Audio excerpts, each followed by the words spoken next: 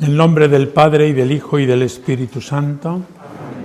Todos. Dios te salve María, llena eres de gracia, el Señor es contigo. Bendita tú eres entre todas las mujeres, y bendito es el fruto de tu vientre, Jesús. Santa María, Madre de Dios, ruega por nosotros pecadores, ahora y en la hora de nuestra muerte. Amén. Ave María Purísima, sin pecado concebida. Pues llegamos en el tema sacerdotal a este último rasgo que define el sacerdocio ministerial en su expresión diocesana, secular. No sé si en alguna ocasión, a mí por lo menos en muchas, me han preguntado: ¿y usted de qué congregación es? Y he repetido: pues yo soy diocesano. La gente no acaba de entender eso. Y hay que explicarle pues que no soy de ninguna congregación, sino que pertenezco a una diócesis. He nacido, he sido incorporado por el sacramento del orden a una diócesis y me inserto en esa historia de santidad de una diócesis. Quizá esto pues ya la gente más metida entiende y lo entiende, pero es un rasgo fundamental de la vocación del sacerdote diocesano secular, concretamente de los que sois en este momento destinatarios de estas reflexiones. Por eso me parece importante como tema sacerdotal, si recordáis, el primero era la identidad con Cristo, sacerdote, el radicalismo de estas tres actitudes a las que hay que volver continuamente, que están tipificadas en los consejos evangélicos y de los cuales he hablado cada día de uno, pero que están íntimamente relacionados. Hay una perijoresis, una circularidad del uno al otro, del otro al otro, van muy unidos, y este rasgo que me parece importante de la pertenencia a una diócesis. Uno pertenece a una diócesis no solo porque nace allí, sino porque se incorpora voluntariamente a esa historia. Una diócesis es una historia de santidad. Y es muy importante saber que el sacerdote diocesano, por su propia naturaleza, es el colaborador directo del obispo para hacer crecer la Iglesia y prolongarla hasta el final de los tiempos. Esta diócesis de Orihuela-Alicante tiene su origen, y conviene que los sepáis, los estudiéis, los tengáis en cuenta y se los enseñéis también a los fieles para que lo valoren, ¿no? Y tiene pues sus santos propios y sus líneas de fuerza que uno hace propias y que incorpora a su propia historia también y contribuye a que esa historia de santidad pues sea vivida hoy por cada uno de nosotros y por los fieles que se nos confían. Fijaos que en la estructura de la Iglesia es universal, presidida por el Papa, y la Iglesia es particular en cada diócesis, in quibus et ex quibus, en las cuales y de las cuales se construye o se constituye la Iglesia universal. No es que haya como dos realidades diferentes, sino que es la misma realidad, la Iglesia universal concretada en la Iglesia particular. Por tanto, la Iglesia particular es, diríamos, la Iglesia tipo, siempre en la comunión, no que esta Iglesia particular u otra se separe de la comunión que preside el Papa, en definitiva, ¿no? Pero supuesta esa comunión y ejerciéndola a diario, mencionamos el nombre del Papa en la misa, no faltaba más, y teniendo esta comunión con todas las demás iglesias. Pero es muy importante la consideración de la Iglesia particular, porque en ella vive en plenitud la Iglesia de Jesucristo. Luego hay otras realidades, en la vida de la Iglesia, como pueden ser pues carismas a los que uno se adhiere por voluntad propia, por inspiración de Dios, y todo eso enriquece la Iglesia. O sea, no solamente no viene mal, viene muy bien y hay que aplaudir. Pero la estructura fundamental de la Iglesia es la Iglesia diocesana. ¿Por qué? Fijaos por una razón. Porque en la Iglesia diocesana, la Iglesia llega hasta mi casa, hasta mi hogar, hasta mi situación, esté donde esté. Mientras que los carismas, congregaciones, etc., a ellas pertenezco por elección mía, movido por Dios, claro. Y es muy bueno porque fecunda a la Iglesia. Pero la Iglesia me es dada y llega hasta mí en la Iglesia particular, en la diócesis en la que estoy, o a la que me incorporo. Y ponía desde el principio a San Juan de Ávila como referente porque es así. En Formás Pastores, que es la ratio aplicada a España, no se menciona a ningún otro santo más que a San Juan de Ávila. Y se hace aposta. Cuando lo hemos tratado a los obispos en la plenaria, santos hay muchos y se puede hacer de ellos pues como escuela sacerdotal, no faltaba más. Pero se ha tenido especial interés en mencionar solo a San Juan de Ávila, para que los sacerdotes diocesanos y los seminaristas españoles pues sepan que es nuestro patrono, ¿no? O sea, que no es un añadido, ¿no? El patrono en un pueblo, en una institución, etcétera, siempre es aquel a quien Dios ha confiado especialmente ese pueblo o esa institución. Bueno, pues en el mundo del clero y de la formación del clero, el modelo, la pauta, el ejemplo es San Juan de Ávila. Está citado, y ahora hablaré de lo que es la incardinación. Está citado citando un trozo de la carta apostólica del Papa Benedicto XVI, por la cual proclama a San Juan de Ávila doctor de la Iglesia.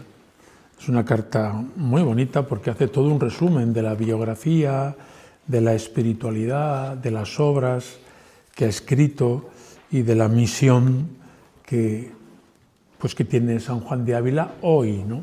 El hecho de su doctorado ha sido una actualización de esta función o misión. Y dice lo siguiente en el número 6, la carta apostólica,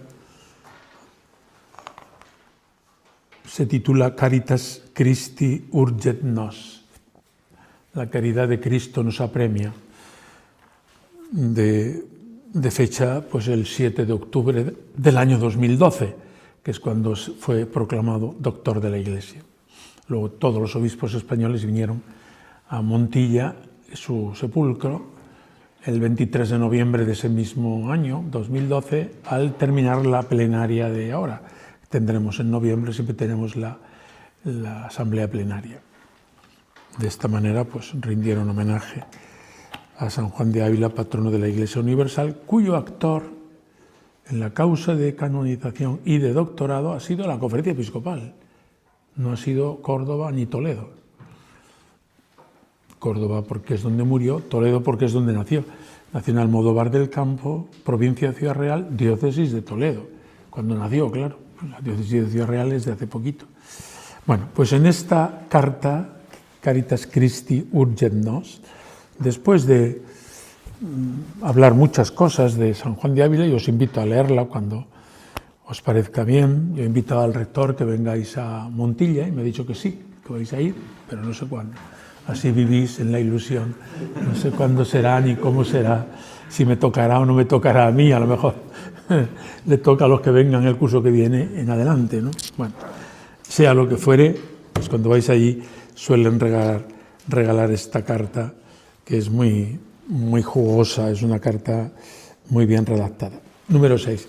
Si el maestro Ávila es pionero en afirmar la llamada universal a la santidad, él atiende a personas de toda clase y condición, ricos y pobres, curas y frailes, jóvenes, laicos, y de ahí brotan todos los carismas. Este es un punto importante del perfil del sacerdote diocesano. Normalmente de cada carisma en la Iglesia brotan vocaciones de ese carisma. Pero el cura diocesano, esté donde esté, le toca alentar todos los carismas. Y digamos, de la escuela de San Juan de Ávila, pues hay jesuitas que se marchan a la Compañía de Jesús, y dominicos, como Fray Luis de Granada, que es uno de sus principales discípulos y luego biógrafo, o carmelitas, los carmelitas descalzos que están en ese momento en plena reforma, encuentran en San Juan de Ávila un apoyo decisivo para su reforma, o agustinos, como Santo Tomás de Villanueva, como San Juan de Ribera, que no es agustino, pero es valenciano. A ellos dos les influye decisivamente. Pues San Juan de Ribera, siendo obispo de Badajoz, le llama para que venga a predicar a los curas. Y Santo Tomás de Villanueva pues recibe un influjo. Él es de Villanueva de los Infantes. Ninguno de los dos son valencianos de origen, pero son los dos arzobispos de Valencia, influidos muy fuertemente. Es más, todo el espíritu y talante de San Juan de Ávila es difundido por ellos, por uno y por el otro, en todo el levante español. O sea que ahí fue muy difundida la actitud, sobre todo la doctrina cristiana, que San Juan de Ávila usaba para la catequesis, etc. Bueno, si el maestro Ávila es pionero en afirmar la llamada universal a la santidad, resulta también un eslabón de una cadena, imprescindible en el proceso histórico de sistematización de la doctrina sobre el sacerdocio. Podíamos remontarnos a las tres grandes obras clásicas, bueno, aparte de San Agustín, el Sermón de Pastores, ¿no? Pues luego viene San Gregorio Nacianceno, que escribe el libro de Fuga, o San Juan Crisóstomo escribe los 6 libros del sacerdocio, son 6 capítulos de un libro. No podéis ordenaros sin haber leído estos libros. Y la regla pastoral de San Gregorio Magno. Esos son los 3 libros del sacerdocio en la antigüedad. San Gregorio Nacianceno escribe el libro de Fuga porque cuando iba a ser ordenado se escapó de la ceremonia, se fue al monte. Es decir, no pudo ser ordenado. Cuando ya se serenó y pasado 1 año, 2, 3, los que fueran, volvió, pues lo ordenaron, pero lo ataron de pies y manos como un cordero para que no se pudiera mover. Y lo ordenaron con libertad, sí, pero ya no con el pronto de si me voy. Y cuando es ordenado, después de ordenado, escribe un libro sobre mi fuga o por qué me he fugado.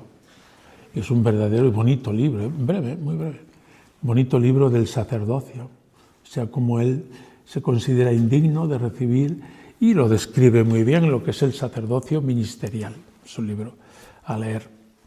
Y San Juan Crisóstomo se había hecho amigo de San Basilio desde jóvenes, y los dos pues hicieron el uno con el otro promesa de no aceptar nunca el episcopado, porque se iban a dedicar al estudio, a la oración, a la lectura, a la vida más bien eremítica monástica. Son como monjes. Y entonces vienen un día a Juan Crisóstomo y le engañan. Le dicen, tu amigo Basilio ya ha sido ordenado. ¿Pero cómo? Claro, entonces no había WhatsApp, ni internet, ni... Si te lo dicen, pues hasta que lo verificas. Total, que lo piensa y lo decide y se ordena. Cuando ya está ordenado, le dicen a Basilio, tu amigo Juan, ya ha sido ordenado. Fue un engaño a toda luz. Y son los grandes Juan Crisóstomo, el Boca de Oro, y San Basilio, que más grandes no pueden ser, ¿no? Y entonces San Juan Crisóstomo escribe los 6 libros de sacerdocio.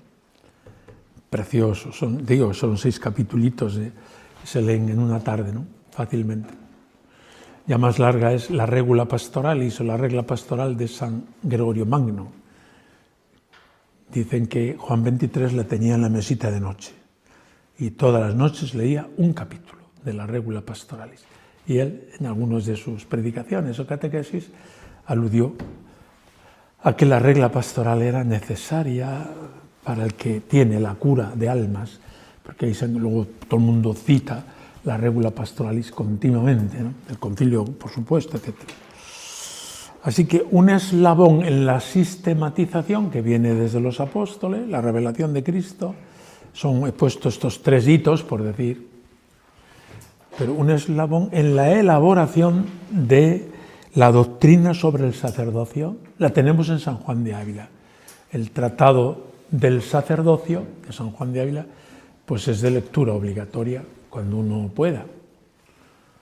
Pero bueno, pues en vez de perder el tiempo en otras cosas, pues de vez en cuando puede uno leer cosas sustanciosas, y ahí está.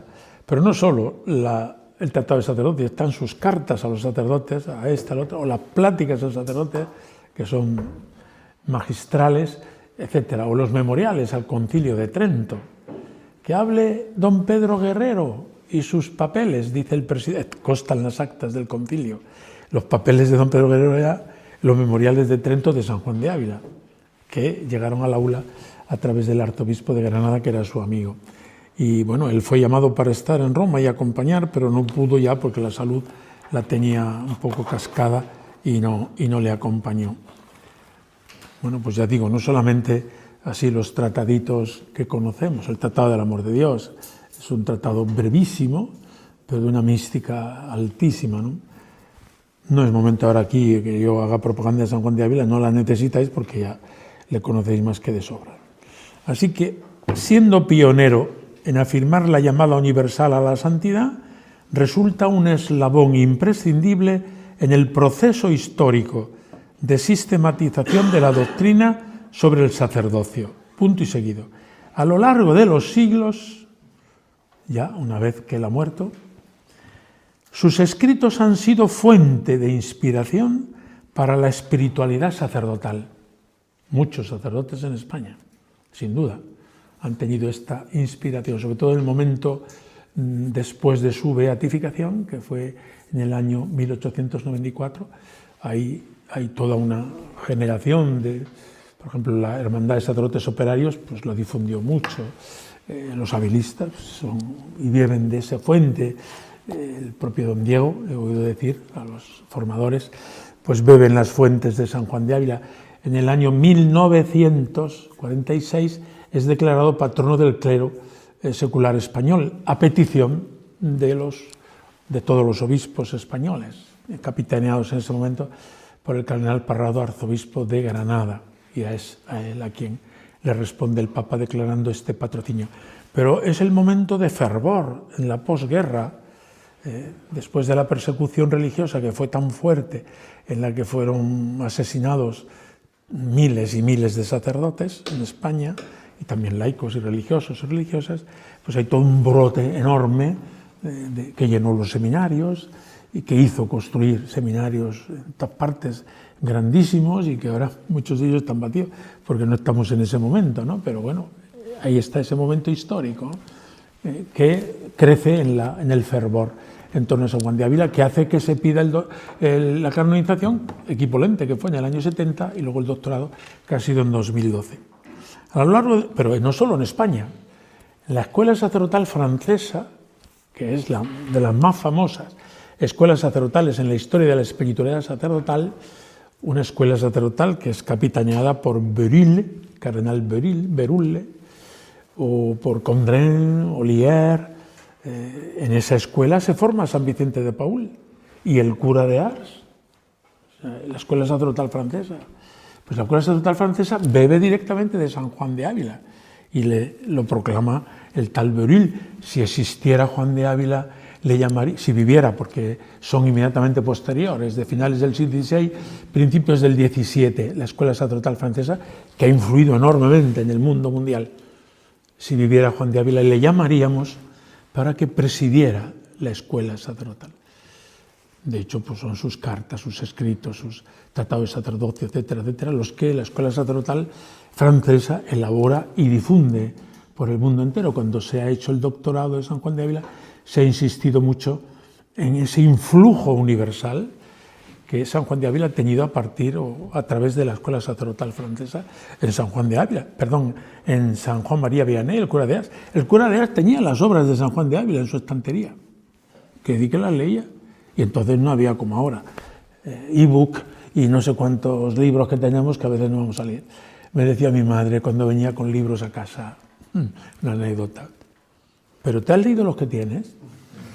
Y digo, pues no, todos no, pues ¿para qué compras más? Ya no entendía que yo comprara un libro si no me había leído los que tiene. Pues lo entendéis perfectamente. Bueno, pues tenemos libros para dar y tomar. Y a veces nos gastamos el dinero tontamente en eso, que es una afición buena, pero que a veces podríamos moderarla. Bueno, pues en el tiempo del cura de Ars no había ni tanto dinero, ni tantos libros, ni tanta historia. Pues él tenía en su estantería lo que había entonces publicado de San Juan de Ávila. A lo largo de los siglos, sus escritos han sido fuente de inspiración para la espiritualidad sacerdotal. San Francisco de Sales, en la introducción a la vida devota, a poco que lo leáis, en las 20 primeras páginas le cita 4 o 5 veces a San Juan de Ávila, puesto que él había bebido, y San Antonio María Claret, y bueno, una serie de santos, San Alfonso María de Ligorio, son santos que lo citan, bueno, como que para ellos es familiar. Lo digo para que os animéis a ser familiar con San Juan de Ávila. A lo largo de los siglos, sus escritos han sido fuente de inspiración para la espiritualidad sacerdotal. Y se le puede considerar, dice Benedicto XVI, que es muy exacto se le puede considerar como el promotor del movimiento místico entre los presbíteros seculares. Promotor, es decir, el primero que ha alentado la vida y el movimiento místico sacerdotal entre los presbíteros seculares. Su influencia se detecta en muchos autores espirituales posteriores. Ya no digo más, bastante dicho, pero me parece muy interesante porque cuando la Iglesia nos lo presenta con estas características, patrono del clero secular, doctor de la Iglesia universal, pues vayamos allá a leerlo. Es verdad que el lenguaje del siglo XVI nos resulta un poco duro de leer, pero bueno, eso son las primeras páginas, luego ya se acostumbra uno. Pasa lo mismo con Santa Teresa, San Juan de la Cruz o San Ignacio, son todos de la misma época. Y cuando los lees, de pronto resulta un poco dura la lectura. Por eso se están publicando, acaba de salir ayer, el 4º tomo de San Juan de Ávila leído hoy, es decir, con castellano de hoy, del siglo XXI, que tiene todo el contenido, pero de manera que no te resulte chocante en la lectura, en la construcción gramatical y tal. Bueno, el que quiera que lo lea en una manera o en otra. Acaban de salir los 2 últimos tomos que estaban agotados, los 4 volúmenes, así que aprovechad a comprarlos, que luego después se agotan, y así los tenéis a mano. No tengo comisión, o sea que no es que esté aquí haciendo propaganda de las obras completas. Pero quería también subrayar, aparte de presentaros, porque así lo digo, como San Juan de Ávila. San Juan de Ávila fue invitado a ser jesuita y hubiera sido un grandísimo jesuita.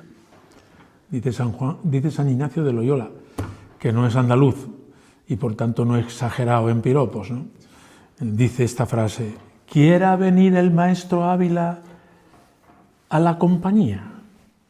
Que lo recibiríamos como el arca del testamento.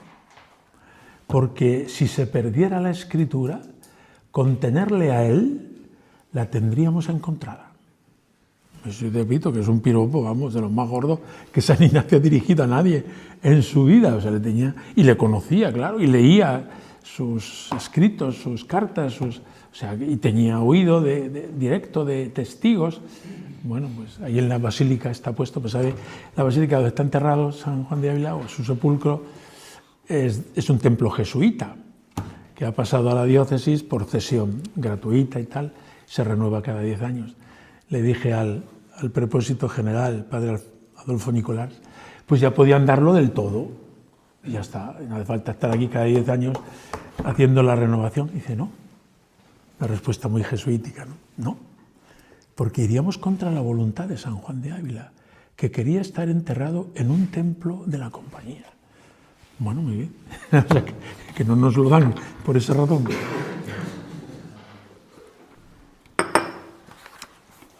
Bien,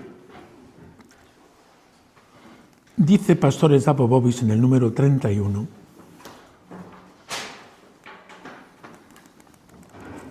como toda vida espiritual auténticamente cristiana, también la del sacerdote posee una esencial e irrenunciable dimensión eclesial.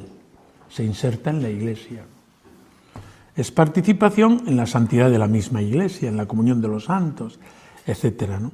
En esta perspectiva es necesario considerar como valor espiritual, por tanto algo que hay que cultivar, valor espiritual del presbítero su pertenencia y su dedicación a la Iglesia particular, lo cual no está motivado solamente por razones organizativas y disciplinares. Al contrario, la relación con el obispo en el único presbiterio, la coparticipación en su preocupación eclesial, la dedicación al cuidado evangélico del pueblo de Dios en las condiciones concretas históricas, son elementos de los que no se puede prescindir al dibujar la configuración propia del sacerdote y de su vida espiritual, lo que os he dicho antes. Repito, a San Juan de Ávila le invitan San Ignacio a entrar en la compañía. Él, por otra parte, dice lo mismo en relación con la compañía. Dice, yo era como un niño pequeño que quería levantar una gran piedra en la reforma de la Iglesia. En aquel momento estaba muy fuerte, ¿no? Y todos muy sensibles a esa reforma. Y ha venido Ignacio con su compañía y es capaz de levantarla.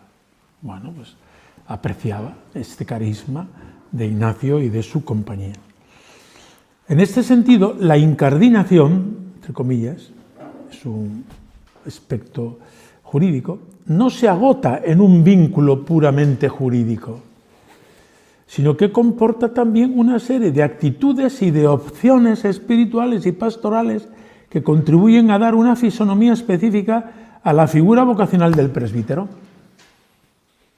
¿De qué orden es usted? Yo soy diocesano de Orihuela y Alicante, que está antes que todas las órdenes, desde el punto de vista eclesiológico. La diócesis es antes que todas las agregaciones e iniciativas que enriquecen muchísimo a la Iglesia. Por tanto, ir a la diócesis, pertenecer a la diócesis, no es ser presbítero de segunda categoría. No. Jugamos en la primera preferente. Esto es así, porque pertenecemos a la Iglesia en lo más, digamos, nuclear, que es la Iglesia particular, diocesana. Importante este aspecto. Con lo cual, todas las demás características, las que hemos hablado del radicalismo evangélico, o todos los demás aspectos a los que me he referido, deben vivirse en primera persona y con toda intensidad. Lo dirá después. Eso no excluye que el sacerdote sea misionero, claro. El Papa Juan Pablo II, en Redentoris Missio, la misión del Redentor, esa encíclica, comienzo de los años 90, dice que el primer responsable de la misión ad gentes es la Iglesia particular. A algunos se le ocurría decir, pero no son los comunianos que se han fundado para evangelizar África, o no son, qué sé yo, tantas congregaciones misioneras que gracias a Dios han llevado adelante la tarea misionera. No. Redentoris Missio te dice que la primera responsable de la missio ad gentes es la Iglesia particular. Y en la Iglesia particular el obispo y los presbíteros tienen que ser misioneros por su propia naturaleza. Número 10 de Virtutum Ordinis. Sepan los que son ordenados e incorporados a una Iglesia particular que su destino es la Iglesia universal. Eso por la entidad propia de la ordenación. Eres ordenado para la Iglesia universal en una Iglesia particular, porque el tema Iglesia particular e Iglesia universal, lo estudiaréis en eclesiología, no se oponen, sino que es complementaria. La Iglesia universal no es una entelequia, sino que vive en las iglesias y desde las iglesias particulares. La Iglesia particular es la diócesis, claro. Por tanto, no merma esta pertenencia el espíritu misionero, la dimensión misionera y el ímpetu misionero que debe tener todo sacerdote. También en su parroquia, también en la tarea, hoy día más que nunca, esta nueva evangelización pues se hace con talante y espíritu misionero, está claro. Pero misionero en el sentido de ad gentes. Todo sacerdote diocesano en algún momento de su vida debería introducir al menos la posibilidad luego a lo mejor no la puede realizar, pero debe entrar en su esquema, bueno, pues siempre con permiso del obispo, claro. Los obispos siempre piensan que somos pocos en la diócesis, siempre estamos escasos, pero algunas veces, movidos por el Espíritu Santo, dejan al cura que se vaya a misiones, ¿no? Bueno, pues en su momento se puede proponer a este obispo, al que venga, o al siguiente. Yo he tenido 10 obispos en mi tiempo de seminarista y presbítero, o sea que no es solo un obispo, pero el que ahora mismo tenemos, ¿no? Pues es importante esta dimensión que yo debo albergar precisamente por ser sacerdote diocesano. Pertenece al perfil del sacerdote diocesano la preocupación misionera por todas las iglesias. Decía una vez Juan Esquerda, que sabéis es un autor, todavía vive, tiene 94 años y está más lúcido que Lucio, muy experto en San Juan de Ávila y tal. Decía, yo a los obispos les digo, si usted tuviera 2 presbíteros en su diócesis, uno para atender la diócesis y otro déjelo marchar a misiones. Los obispos a los cuales nos lo decía, decíamos todos así, bueno, eso habrá que verlo, ¿no? Porque claro, con uno no hacemos nada y con uno que se vaya tampoco. Bueno, es una manera de hablar, pero que entendáis que el aspecto misionero no viene por carisma especial, ni por agregación en una forma carismática, viene por el propio sacerdocio. El sacramento del orden, por su propio dinamismo, tiene un dinamismo misionero. Y aquí lo recuerda. Es necesario que el sacerdote tenga la conciencia de que su estar en una iglesia particular constituye por su propia naturaleza un elemento calificativo para vivir una espiritualidad cristiana. No es lo mismo ser y pertenecer a esta diócesis que pertenecer a otra. Cada diócesis tiene su propia historia. San Juan de Ávila fue diocesano de Córdoba. Primero porque en Sevilla, como sabéis, ya se iba a embarcar para irse a México y el arzobispo le dijo, tu México está aquí. Y bueno, gracias a eso es apóstol de Andalucía y de Extremadura y de todo el mundo desde ahí, ¿no? El arzobispo no le dejó marchar. Pero luego es que le tocó vivir la cárcel 1 año y 2 o 3 meses. Tremendo. Son de esas carambolas de la vida, que al final dices que Dios quería curtirle. Y le curtió de una. O sea, ahí San Juan de Ávila quedó. Dice, en un día aquí, dice en su carta 58, que está escrita desde la cárcel, se aprende más que en todos los libros de Alcalá. Había estudiado en Alcalá. Un día aquí se aprende más que todos los libros de Alcalá. Fijaos que San Juan de Ávila es muy santo cuando sale del seminario ya, o de la facultad, es ordenado en el año 26, 1526. El año que viene es el 5º centenario de su ordenación. Y fue a su pueblo, Almodóvar. ¿Y qué hizo? Vendió todo lo que tenía y se lo dio a los pobres. Y tenía mucho. Era hijo único. Su padre tenía una mina de plata en Almadén. O sea, era como San Francisco de Asís, muy parecido. Que tenía el oro y el moro. Y digo, ahí se queda todo, yo me voy, como hizo Francisco, pues a vivir en la pobreza, ¿no? Allá en San Damiano. Pues San Juan de Ávila lo vendió todo, lo repartió a los pobres. En su primera misa invitó solo a 12 pobres. Ahí se acabó el banquete. Les dio de comer, les lavó los pies, al estilo de Jesucristo, y se fue con su mochilita ligera a Sevilla a esperar un barco para irse con Juan Garcés, que había sido nombrado obispo de Tlaxcala. O sea, que ya tenía al obispo concreto, porque había sido compañero suyo de estudios. Ya, en fin, lo tenía todo planeado. Pero en Sevilla Dios le esperaba. O sea, que ya se había despojado de todo. No sé, a mí le veo como muy santo. Pero le faltaba un toque, un poco de salazón, ¿no? Y Dios permitió, porque luego fue liberado sin cargos y no hubo nada que inculparle. Pero a ver quién le quita la experiencia de la cárcel. Esa no se la quitó nadie. A la cárcel de la Inquisición.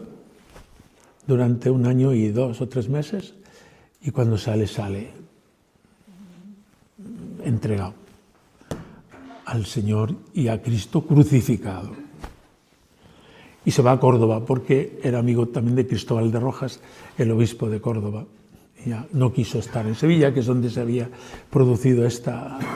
Bueno, se pasó de diócesis, y allí el obispo le dio un beneficio, Santalla, y luego él no se ciñó a vivir solo en Córdoba, fue a Granada, 2 o 3 años estuvo en Granada, predicando un día de San Sebastián, se convirtió San Juan de Dios. Los hermanos de San Juan de Dios consideran a San Juan de Ávila como el padre de nuestro padre, ¿no? El que le convirtió y el que luego le acompañó de 1000 maneras, ¿no? Eran santos, San Juan de Ávila, que convertían a todo el mundo. Predicaban y convertían. Otro día vino el duque de Gandía, Francisco de Borja, a quien Carlos V, primero de España y quinto de Alemania, le mandó que acompañara el cadáver de su esposa Isabel, la emperatriz, que murió en Toledo, en el Palacio de Fuensalida. Ahora es sede de la presidencia del gobierno autonómico.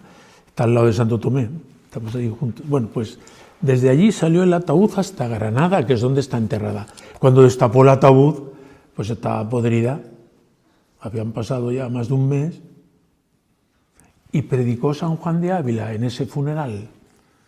Y San Francisco de Borja concluyó: yo no volveré a servir a reyes que acaben así. Y se hizo jesuita, y fue el segundo, después de San Ignacio, general de la compañía. Bueno, pues fue el ministerio de la predicación de San Juan de Ávila, y así podía poner los casos, ¿no? Santa Teresa de Jesús, por ejemplo, le hace a través de doña Luisa de la Cerda, señora de Malagón. Malagón está a mitad de camino entre Toledo y Montilla, y ella, a uno de mucha y suma confianza, le da el libro de la vida. Lléveselo al maestro Ávila, que lo lea y me diga.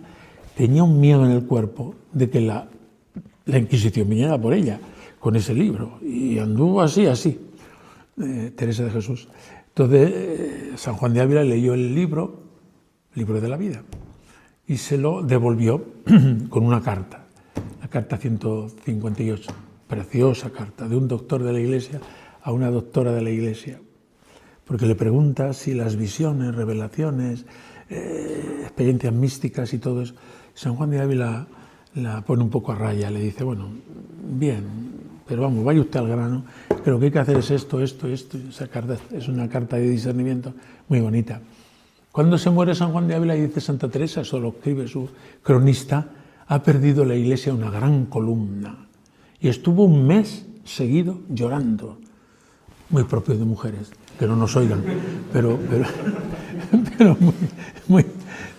muy llorando. La mujer dice, porque dice, ha perdido la Iglesia una gran columna de la Iglesia, que al menos así, aunque a la distancia, lo ha tenido mi alma, dice ella literalmente, ¿no?